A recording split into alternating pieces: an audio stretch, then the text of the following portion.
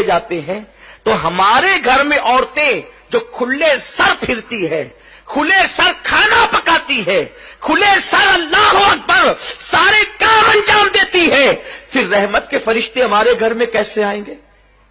جب نبی کے گھر سے سر سے دوپٹہ ہٹنے پر فرشتے چلے جاتے ہیں تو ہمارے گھر میں فرشتے کیسے آئیں گے؟ اور جب رحمت کے فرشتے آئیں گے نہیں تو اللہ کی رحمت کیسے آئے گی؟ پھر آپ رو رہی ہیں میرا شوہر اتنی محنت کرتا ہے کماتا ہے برکت نہیں ہوتی، برکت کیوں ہوگی؟ بے برکتی تو تیری وجہ سے ہے، تو نے سر کا دوپٹہ گلے میں لٹکایا تو اس وقت تیرے گھر میں برکت ہوگی کیسے؟ اور سن لو، آپ تعویذ کے انبار گھر میں لگا لو کبھی برکت نہیں ہو سکتی، کیونکہ نحوست تو تمہارے کھلے سر کی وجہ سے ہے۔ اور یہ میں نہیں کہہ رہا ہوں بلکہ صاحب روح البیان نے لکھا ہے، اگر یہ بات لکھی نہ ہوتی تو میرے اندر بیان کرنے کی ہمت نہ ہوتی۔ نبی کی موجودگی میں عورت کے سر سے دوپٹہ ہٹے تو وہاں سے رحمت کے فرشتے چلے جاتے ہیں۔ تمہیں پتا ہے اے خاتون جنت کی کنیزوں، جس وقت ابراہیم علیہ السلام کو آگ میں ڈالا جا رہا تھا، ابراہیم علیہ السلام کو آگ میں ڈالا جا رہا تھا تو آگ میں ڈالنے کا طریقہ کیا تھا؟ انہوں نے منجنیق بنائی تھی۔ منجنیق آپ سمجھتی ہیں، جب پہلے دور میں قلعوں پہ حملے ہوتے تھے تو منجنیق کے ذریعے سے پتھر پھینکے جاتے تھے۔ انہوں نے منجنیق بنائی تھی۔ منجنیق وہ تھی کہ آگے ایک پائپ رہتا تھا اور ایک رسہ رہتا تھا، رسہ کھینچ کر کے چھوڑتے تھے تو وہ جا کے پائپ کو لگتا تھا اور پائپ کے اوپر جو پتھر ہوتا تھا وہ جا کر کے قلعوں کو لگتا تھا۔ تو سب سے پہلے منجنیق بنی ابراہیم علیہ السلام کے لیے، کیونکہ انہوں نے اتنی بڑی آگ کا علاوہ تیار کیا کہ وہ آگ کے قریب کوئی جا نہیں سکتا تھا، تو ابراہیم علیہ السلام کو ڈالے کیسے؟ تو انہوں نے منجنیق بنائی۔ تو منجنیق بنا کر کے وہ کئی دنوں سے پریکٹس کر رہے تھے، اس طرح رسہ کھینچیں گے، چھوٹے گا تو ابراہیم کی پیٹھ کو جا کے لگے گا، پھر ابراہیم جو ہے وہ آگ میں چلا جائے گا۔ لیکن جس وقت ابراہیم علیہ السلام کا کرتا اتار کر ان لوگوں نے منجنیق پر ابراہیم علیہ السلام کو بٹھایا اور رسہ کھینچا تو اب رسہ ان سے کھچاتا نہیں تھا۔ کیوں نہیں کھچاتا تھا؟ اس لیے کہ فرشتے رو کر کہتے اللہ تیرا ابراہیم تیرا نام لیوا، اب وہ آگ میں ڈال دیا جائے گا، ہم اس کی مدد کے لیے جانا چاہتے ہیں۔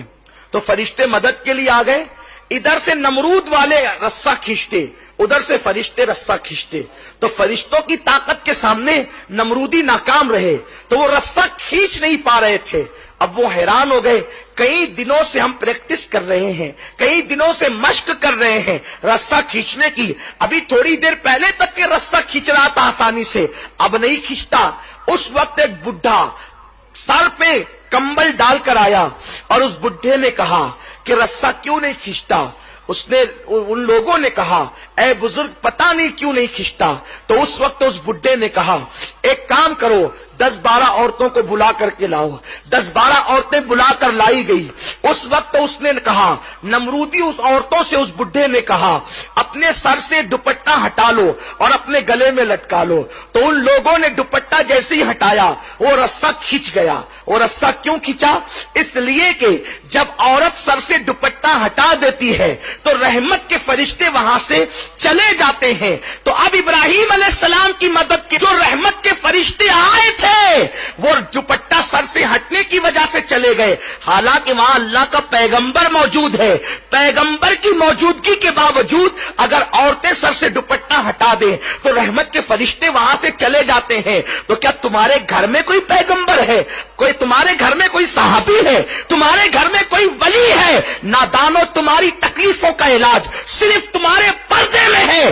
پردے میں رہ کر دیکھو، پھر میرے اللہ کی قدرت دیکھنا، اس کے کرم کی بارشیں دیکھنا۔ سنو اللہ اکبر، جن کے گھروں میں برکتوں کا نزول ہوا، جن کے گھر سے کائنات کو خیرات ملی، جن کے گھر سے ولایت تقسیم ہوئی، جن کے گھر سے امامت تقسیم ہوئی، جن کے گھر سے نعمتیں تقسیم ہوئی، وہ گھر سیدہ فاطمہ الزہرا کا گھر ہے۔ سیدہ فاطمہ کی زندگی دیکھ لو.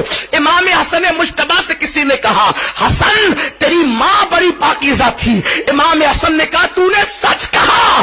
جس دن میری ماں کا وصال ہوا میں 6-7 سال کا بچہ تھا, اس کے باوجود بھی میں نے اپنی ماں کے سر کے بالوں کو کبھی نہیں دیکھا.